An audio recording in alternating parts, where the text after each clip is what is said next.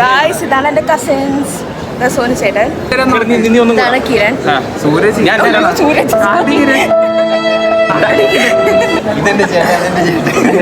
ഇതെന്റെ ഒരു ചേട്ടൻ, ഇത് വേറൊരു ക്യാമറ തുറന്നു.